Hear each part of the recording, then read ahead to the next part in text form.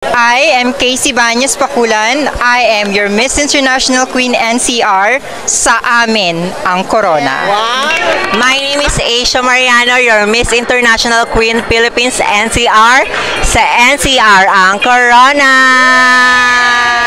I am Yuki Roque from Miss International Queen Philippines NCR. Sa amin ang corona. I am Vivi Hedendal, Miss International Queen Philippines NCR. Sa amin ang corona. I am Julian Charwin Concepcion, Miss International Queen Philippines NCR. Sa akin ang corona. We are ready! We are NCR! Sa amin ang corona!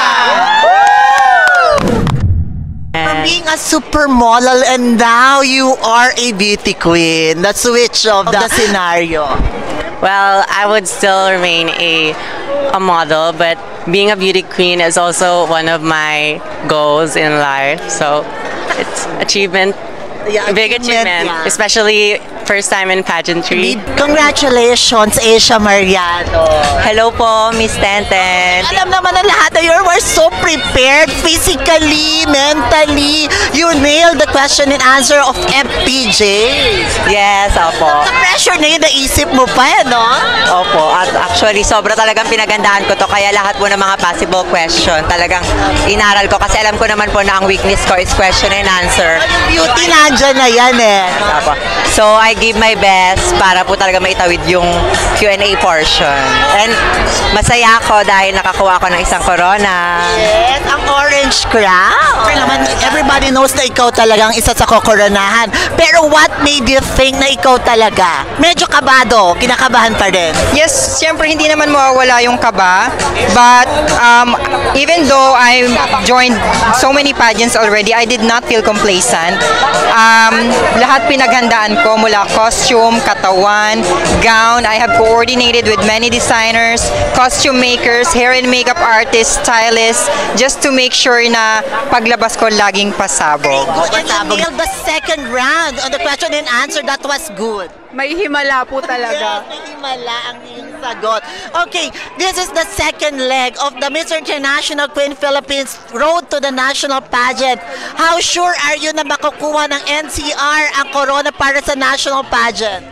Because we are determined and also we are eager to win the crown of Miss International Queen Philippines. So sa NCR ang corona pa din. Grabe ang iyak, di ba? Yes po. Beautiful! Kamukha mo! Beautiful! Beautiful! Yeah. Ano yung iyak na iyo? Grabe ang iyak mo eh. Yes, yung iyak ko po na yun is alam ko po na sobrang dami ko pong sacrifices na nagawa para lang po sa pageant na to. And as a student po, sobrang kulang din po ako sa financial. Pero look at me po now, may crown po ako and super, yung cry po na yun is tears of joy po. And How much are you prepared for the pageant? Grabe yun yata yung preparation mo for the pageant, eh, di ba? as a first timer po talaga, dinisiplina ko po talaga yung sarili ko. Ayun po, super binigay ko po yung best ko and dinedicate ko po ang laban ko na to for me para mas lalong lumaban po siyempre para po sa family ko. At least promise, di ba? Hindi naman kami nadismayan lahat. First of all, congratulations para sa ating NCR, di ba? For a job well done. Gaano ka prepared? Well, I can say it's not really 100%, but we give our best for this particular show. So, binigay namin lahat yung efforts. Wait, isa-isahin ko lang. Are you contented sa 5 nanalo? Of course, kasi meron naman tayong mga namili talagang dekalidad na mga namili sa 5 na pambato ng NCR. I can say na it's what we need.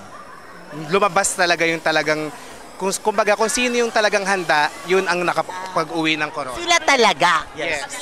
Just to add up, it's a very tough decision sa mga panelists natin, sa mga judges, pero lumabas kung sino talaga yung pinaka-deserve. They work hard and the 5 girls who won, they really deserve it. Do you think NCR will get the crown? Of course. Yes, of course. I mean, Of course.